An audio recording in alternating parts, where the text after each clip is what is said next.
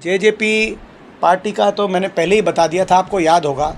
आज से 6 महीने पहले सिरसा में एक रैली करके मैंने कह दिया था जेजेपी पार्टी का राजनीतिक अस्तित्व हरियाणा में रहेगा नहीं।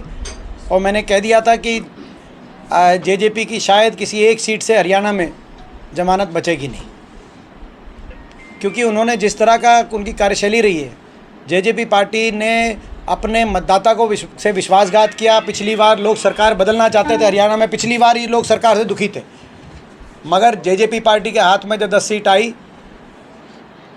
तो भाजपा के खिलाफ वो मतदान उन्होंने अपने पक्ष में कराया, कह के कि भाजपा को करो जमना पार, और जाके बना दी बीजेपी की सरकार। उसी दिन से जेजेपी पार्टी की उल्टी गिनती शुरू हो गई थी।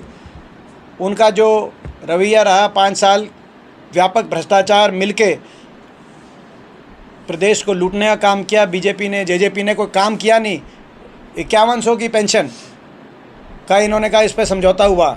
अगर समझौता होता तो 5100 की पेंशन मिल जाती 5 साल में, लेकिन समझौता 5100 की पेंशन का नहीं था, समझौता भ्रष्टाचार का था। अपनी भ्रष्टाचार की फाइलों को बंद कराने का था और प्रदेश को लूटने का समझौता था। इसीलिए ये बीजेपी और जेजेपी दोनों इसका परिणाम भुगतेंगी। जेजेपी पार्टी का तो जनाधार हरियाणा के अंदर मैं समझता हूँ इस चुनाव के बाद बचेगा नहीं। अच्छा दीपेंद्र जी, कांग्रेस का 152D बना है, दिल्ली से लेकर जो है आगे रोड बना है, उन्होंने कहा ये मेरे कार्यकाल में बना है। ये आप ये चेक कराओ कि 152D कब उसकी नोटिफिकेशन कब है, नोटिफिकेशन कब है, इस बात का भी मैं समझता हूँ कि वो जिक्र करें। नोटिफिकेशन कब है, उसके बाद ज़मीन एक्वायर का प्रोसेस कब शुरू हुआ, ये जो नॉर्थ साउथ जो कॉरिडोर पूरा ये बना, इसका कब ज़मीन एक्वायर का प्रोसेस शुरू हुआ। और उसके बाद हाँ, ये कहीं कोई जो है प्रोजेक्ट के अंदर कहीं अगर टेंडर हो गया हो, नोटिफिकेशन हो गया हो, ज़मीन एक्वायर हो गई हो, तो उसकी प्रक्रिया आगे बढ़ाने का काम ये मैं ज़रूर कहना चाहता हूँ कि भाई उसको जाके इन्होंने रुकवाया नहीं कि ये पिछली सरकार की नोटिफिकेशन है और पिछली सरकार में ज़मीन एक्वायर हो गई, इसका काम रोक दो। ये उन्होंने रुकवाया नहीं, क्योंकि कई जगह तो ये भी रुकवाया। आपने देखा रोहतक का रेलवे बाईपास, तो यहाँ के जो है अपना स्थानीय भाजपा के नेताओं ने रेलवे बाईपास है तो काम ही रुकवा दिया और उसकी रूपरेखा बदल के अंदर से ले गए। तो ये मैं मानता हूँ कि जहाँ तक 152D की बात है, वो जो है उन्होंने उसको काम को रुकवाया नहीं, जो तो इस बात का ले तो इतनी बात तो मैं स्वीकार करता हूँ। मैनिफेस्टो जारी हो चुका है। आरोप लगाया कि जो है कांग्रेस दीपेंद्र हुड्डा बहुत झूठ बोल रहे हैं।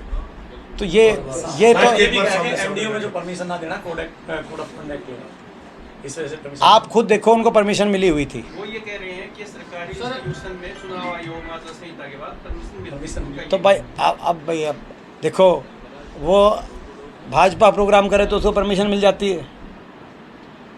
ये तो मतलब इसमें कहीं चुनाव आचार संहिता में निष्पक्षता सबसे बड़ा मूल मंत्र होता है। निष्पक्षता मतलब हर पक्ष के लिए। हमें हमारी परमिशन कैंसिल हो जाती हैं। परमिशन देने के बाद आप परमिशन आपने दी, बच्चों ने तैयारी करी एक कार्यक्रम की, वो भी जो है मैं समझता हूँ कि हमारे देश की धरोहर हैं वो बच्चे। सर, कोई कार्यक्रम की चुनाव आयोग को आपने शिकायत की है किसी भी? नहीं, देखिए चुनाव आयोग को हम समय समय पर देखो हर रोज़ ही कुछ ना कुछ, ये देखो ये रिटर्न में परमिशन मिली हुई है आपको, कि उनको रिटर्न में परमिशन मिली थी, उन्होंने ये लिख के दिया और इसमें आपका नाम है इसमें? ये कार्यक्रम में एक्चुअली आपका नाम ये है ना, कांग्रेस का नाम है ये है। चलिए क्या उसमें कांग्रेस और आपका नाम है नहीं। सवाल यही उठता है कि आप एक सांसद हैं, सांसद को आचार संहिता का पता है, तो आप किस तरह के कार्यक्रम में? देखिए बात ये है कि एक कार्यक्रम में की परमिशन मिली हुई थी बच्चों को,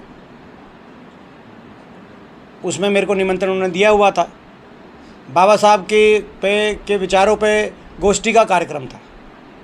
अब उसमें किसको आपत्ति होनी चाहिए? उसकी परमिशन क्यों रद्द की गई?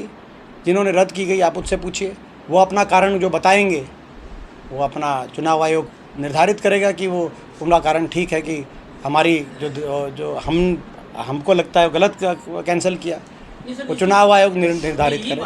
इसकी कैसे इस चीज़ की शिकायत चुनाव आयोग को की जाएगी कि आप आपके कार्यक्रम नहीं करवाए जा रहे और बीजेपी कार्यक्रम कर रही है? नहीं, देखिए पहला केस है जहाँ प्रोग्राम कैंसिल हुआ। जो दूसरी हमारी जो चुनाव आयोग से जो कंप्लेंट है वो दूसरी एक और है, जहाँ भी हमारे प्रोग्राम हो रहे हैं हमारी आंखों के सामने हमारा जो हम मटेरियल लगवाते हैं वो उतरवाते हैं, लड़ियाँ, झंडे। ये कभी नहीं, मैं भी ये 5वां चुनाव लड़ रहा हूँ और बचपन से अपने सारे चुनाव देखे।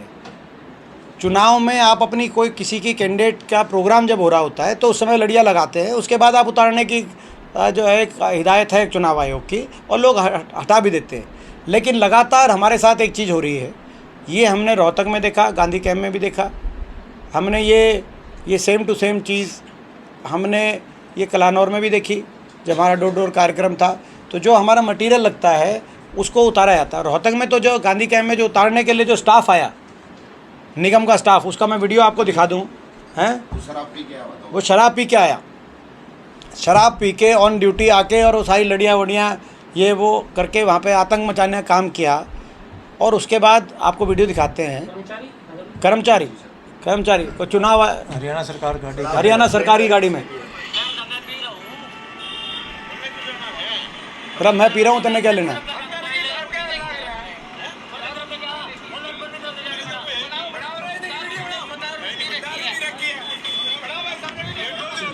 इसकी शिकायत क्यों चुनाव हो रहा है?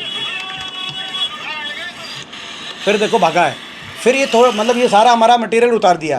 कहने का मतलब मैं क्या कह रहा हूँ कि ये इस तरह की बिल्कुल निम्न स्तर की, इस तरह की अगर जो यहाँ के जो लोग चुनाव करा रहे हैं वो निष्पक्षता को लेकर इस तरह की अगर कार्रवाई करेंगे, और हर जगह मैं हमेशा ये कोशिश करे जा रहा हूँ कि भाई ये सबसे अपने कार्यकर्ताओं से भी किसी तरीके से कोई तनाव ना पैदा हो, शांतिपूर्ण तरीके से हो। लेकिन आप खुद देखो वहाँ पर गांधी कैंप में जो ये हुआ था, ये कोई जो है ये कोई अच्छी प्रजातांत्रिक प्रणाली, और हमने ये बोल दिया था स्वयं जब ये बात आई कि ये कर्मचारी आ रहे हैं, हमने बोल दिया था 1 घंटा हमारा कार्यक्रम चलेगा, 1 घंटे के बाद आप आके उतार लें या हम कहेंगे तो हम उतार देंगे। अगर हिदायत है कि चुनाव प्रोग्राम के बाद मटेरियल उतारा जाए ताकि दूसरी पार्टी प्रोग्राम भी करना चाहे तो कोई, मगर ये प्रोग्राम के बीच में, और ये 2-3 बार हो गया हमारे साथ। तो कहने का मतलब ये है, हम ये कहना चाहते हैं सारे चुनाव अधिकारियों को कि निष्पक्षता सबसे बड़ा मूल मंत्र है चुनाव आयोग की।